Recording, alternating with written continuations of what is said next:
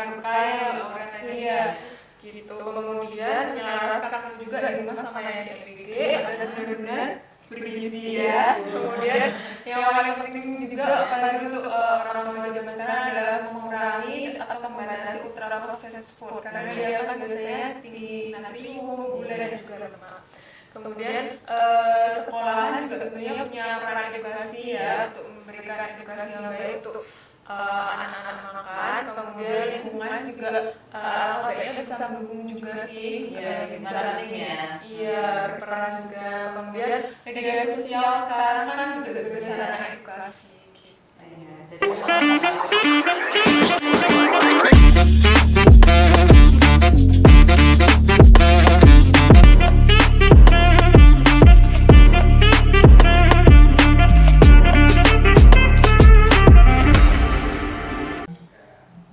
Assalamualaikum warahmatullahi wabarakatuh. Halo Sobat Kreatif, selamat datang di Podcast Boy, podcast Dinas Kesehatan Kabupaten Boyolali. Ruang ngobrol santai tapi penuh makna seputar kesehatan dan kehidupan sehari-hari yang kali ini berkolaborasi dengan DPC Persatuan Ahli Gizi Indonesia Kabupaten Boyolali. Nah, sebelum kita membahas sesuatu yang menarik hari ini, jangan lupa untuk like, subscribe, dan menyiapkan tanda lonceng di channel YouTube Dinas Kesehatan Kabupaten Boyolali. Nah, spesial hari ini kita memperingati Hari Gizi Nasional ke-66 dengan tema yang sangat penting dan relevan untuk masa depan bangsa, yaitu gizi seimbang untuk tubuh cerdas, aktif, dan sehat. Nah, tentu saja hari ini kita bersama dua orang narasumber yang luar biasa. Saya tidak sendirian. Yang pertama adalah Mbak Kinati Pratni, SPC Dietitian dari Rumah Sakit Umum Islam Boyolali. Selamat datang Mbak Kina, bagaimana kabarnya? Terima kasih Busa, alhamdulillah baik. Bagaimana dengan Busa kabarnya? Baik juga, alhamdulillah. Oke, untuk narasumber yang kedua adalah Mbak Aura Kartika, SGC dari Puskesmas Simo. Gimana kabarnya Mbak Aura? Alhamdulillah baik, Bu Santri. Ya, oke ya. Kita hari ini kita membahas terutama gizi ya, gizi dalam rangka Hari Gizi Nasional. Nah, kita momen yang sangat berbahagia ini kita bermanfaat untuk masyarakat luas. Nah, kita mulai dari dasar dulu ya, Mbak ya. Kita mulai dengan Mbak Kina nih. Nah, sebenarnya makna Hari Gizi Nasional dan mengapa tema gizi seimbang untuk tubuh cerdas, aktif, dan sehat ini yang diangkat. Jadi Hari Gizi Nasional itu momentum buat kita juga ya untuk meningkatkan kesadaran masyarakat mengenai seberapa penting sih gizi itu untuk menumbuhkan dan mencerdaskan bangsa kita. Makanya sekarang ada program pemenuhan gizi nasional itu karena komitmen negara kita untuk meningkatkan status gizi terutama anak-anak ya agar dapat mencerdaskan kehidupan bangsa. Jadi harapannya nanti di tahun 2025 akan ada generasi emas yaitu dengan ciri sehat fisik dan mental, kemudian cerdas dan berpendidikan, kemudian produktif dan akhlaknya baik serta mampu bersaing secara global. Baiklah, ini memang banyak sekali yang kita harapkan untuk generasi emas tahun 2045 ini nanti ya Mbak ya. Dan tentu saja sebelum kita sampai ke selanjutnya, nah kita kan banyak sekali menyampaikan tentang gizi seimbang ini. Nah, Mbak Aura nih mau tanya, masyarakat sering mendengar gizi seimbang itu ya. Nah, tapi belum tentu benar-benar paham. Nah, sebenarnya apa sih itu gizi seimbang?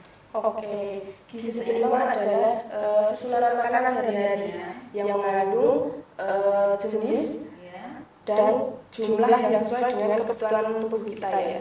Nah, di sini gizi seimbang itu bukan hanya karbohidrat saja, tapi juga ada protein, lemak, vitamin, dan mineral seperti ini. Ya, jadi memang tidak ada makanan yang sepenuhnya dilarang ya? Ya, tidak ada. Oke, prinsipnya kita harus bermain pada variasi, porsi, dan frekuensinya. Seperti itu. Prinsipnya sekarang dikenal dengan 4 pilar gizi seimbang. 4 pilar gizi seimbang. Ya, betul. Apa aja ya, Mbak? 4 pilar gizi seimbang yaitu yang pertama konsumsi makanan yang bervariasi. Bervariasi, oke. Ya, bervariasi ya, dari karbohidrat, ada protein, ada sayuran, dan membatasi makanan yang tinggi gula, garam seperti itu. Berarti ada yang dibatasi ya? Iya, ada yang dibatasi. Pertama yang tinggi gula, kemudian garam dan lemak. Ya, selanjutnya mungkin Lalu yang kedua ada perilaku hidup bersih dan sehat. ya, contohnya Ya, di sini contohnya adalah cuci tangan sebelum makan. ya, pakai sabun tentu Pakai ya. sabun, harus pakai sabun. Pakai sabun Iya. otomatis. Lalu Selanjutnya, setelah dari toilet seperti itu harus cuci tangan. Sebelum menyiapkan makanan juga kita harus mencuci tangan menggunakan sabun. menggunakan sabun. Seperti itu. Lalu yang ketiga ya Bu, Ya. itu ada aktivitas fisik. Aktivitas fisik. Ya, minimal 60 menit. 60 menit itu Sehari ya sehari 60 menit bisa dari olahraga, jalan kaki ataupun bermain aktif. Berarti harus banyak gerak. Harus banyak gerak kita. Oke, terus selanjutnya. Terus yang terakhir, pilar yang keempat adalah memantau berat badan secara rutin. Oh ya, ya ini nih, nah penting ya, kita harus rutin untuk memantau berat badan kita.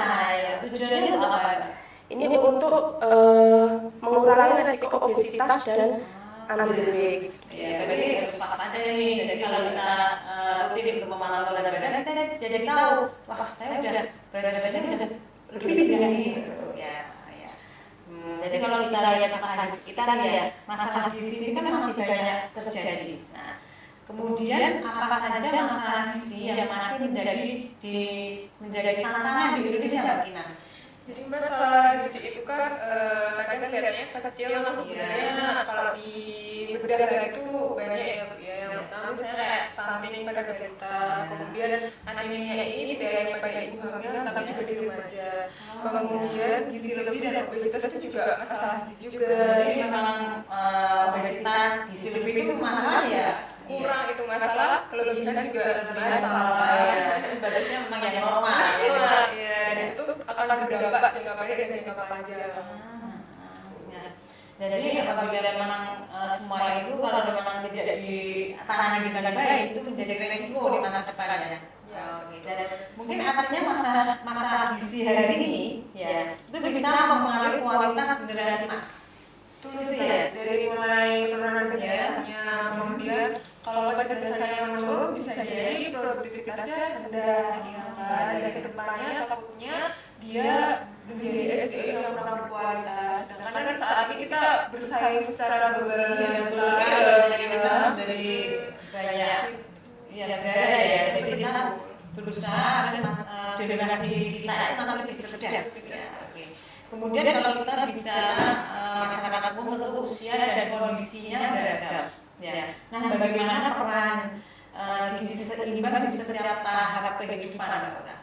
Ya, untuk gizi seimbang di setiap tahap kehidupan itu yang pertama ada pada 1000 HPK atau hari pertama kehidupan, yaitu mulai dari kehamilan, jadi pas sejak ibu hamil, lalu sampai anak lahir dan berusia 2 tahun. Ya. Lalu yang diperlukan ketika 1000 HPK ini atau kita sering menyebutnya apa? Golden age atau masa emas itu adalah yang pertama ASI eksklusif, pemberian ASI eksklusif ya selama 6 bulan. Lalu pemberian makanan pendamping ASI yang bergizi seimbang ya tentunya. Lalu untuk mencegah terjadinya stunting dan gizi buruk seperti itu. Terus selanjutnya pada tahapan usia anak sekolah dan remaja itu berperan pada pertumbuhan kecerdasan dan konsentrasi belajarnya. Jadi memang mengarahnya sampai ke mana-mana ya? Iya, sampai ke mana-mana. Biasanya kalau di remaja putri itu ada tablet darah atau tambahan zat besi untuk menanggulangi anemia atau mencegah terjadinya anemia. Jadi ada suplemen untuk remaja. Ya, ada. Terus yang terakhir pada usia produktif ya itu gizi seimbang membantu menjaga stamina, mencegah penyakit dan meningkatkan produktivitas kerja. Gitu. Yang harus dijaga pola makannya seperti itu. Jadi memang peran gizi seimbang itu memang sangat penting di setiap tahap kehidupan ya. Oke, dan sekarang Mbak Kina nih, bagaimana cara memenuhi gizi anak dengan gizi seimbang? Nah, ini di anak-anak ini Mbak. Di anak-anak. Oke, yang pertama kita harus memperhatikan piringnya anak yang mau konsumsi ya. Yang pertama protein hewani itu harus ada. Protein hewani itu misalnya Wajib ya, protein hewani wajib. ikan, telur atau sapi atau apa aja sih yang dari hewani. Kemudian ada lauk nabati, bisa tempe, tahu, kacang-kacangan. Kemudian sayur dan buah itu juga penting. Lalu karbohidrat itu juga gula itu kan dibakar yang paling pertama ya. Kemudian ada air minum karena kadang anak-anak lupa minum ya kalau asik bermain kayak gitu. Kemudian untuk mencegah masalah gizi yang stunting, anemia tadi dan obes itu kita juga berusaha untuk mengurangi kesenjangan ya, kesenjangan asupan di setiap latar belakang tadi gitu. Jadi memang pengaruhnya banyak aspek ya. Jadi ada yang kita harus memperhatikan untuk mencegah 3 masalah gizi utama tadi, baik itu stunting, anemia pada remaja, kemudian obesitas, sehingga resiko penyakit yang tidak menular itu sangat mempengaruhi ya untuk penyakit tidak menular. Untuk membiasakan pola hidup sehat sejak dini, Mbak, ini memang perlu sekali ya kalau begitu. Tuh, memang feeding terus itu kan kita mulai bahkan sejak kita mengajarkan ASI juga kan ya. Jadi memang kita usahakan sejak awal banget ada makanan yang teratur, yang dikonsumsi aneka ragam seperti itu. Memang jadi memang harus dibiasakan sejak dini. Nah, sekarang Mbak Urani, jadi seimbang itu kan bisa dibiasakan baik untuk anak itu dengan cara seperti apa ya? Ya, untuk caranya adalah yang pertama dengan memberikan sarapan atau makan pagi yang bergizi tentunya, seimbang dan bergizi. Harus dibiasakan ya. Walaupun sekarang kan trennya ada MBG ya, Bu. Nah, itu tetap MBG jam 10. Iya, namanya. Ya, jadi itu pagi tetap memberikan sarapan untuk anak-anak yang sekolah gitu, supaya di sekolah juga bisa fokus ya gitu. Terus yang kedua adalah membawakan bekal yang bergizi. Kalau sekarang ada MBG ya, harapan kita MBG itu benar-benar bergizi ya gitu. Benar-benar bergizi dan berkualitas seperti itu. Lalu yang ketiga, minum air putih yang cukup, sekitar 6 sampai 8 gelas ya per hari. Lalu jangan lupa makan sayur dan buah setiap hari. Lalu cuci tangan pakai sabun dan aktivitas fisik seperti itu. Jadi memang banyak sekali yang harus kita perhatikan untuk anak-anak kita. Nah, selanjutnya untuk Mbak Kinani, seberapa besar peran keluarga dalam membentuk kebiasaan gizi seimbang? Tentunya peran anak itu berawal dari keluarga, jadi keluarga memiliki peran yang sangat penting ya, Bu ya. Pertama, orang tua itu tentunya sebagai role model. Jadi kalau orang tua yang dengan sayur dan buah, anaknya juga bakalan dengan sayur dan buah. Iya. Kemudian kalau orang tua yang dengan sarapan ya, otomatis anaknya akan terbiasa sarapan juga gitu. Kemudian menyiapkan bekal orang tadi ya. Gitu. Kemudian menyelaraskan juga di rumah sama yang di MBG agar benar-benar bergizi ya. Kemudian yang paling penting juga apalagi untuk orang tua zaman sekarang adalah mengurangi atau membatasi ultra processed food karena dia kan biasanya tinggi natrium, gula dan juga lemak.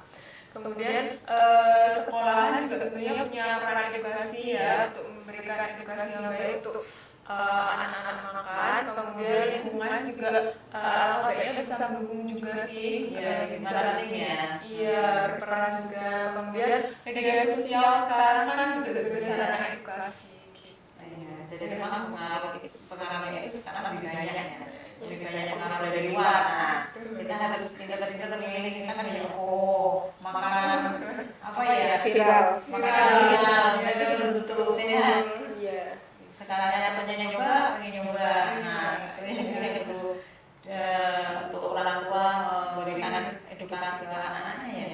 Oke, kemudian berarti generasi emas ini bukan hanya tanggung jawab pemerintah saja, Mbak Tina. Ya, memang sebenarnya tanggung jawab dimulai dari level keluarga sampai ke lingkungan, pemerintah juga punya peran, bahkan sampai media sosial pun juga tentunya memberikan peran.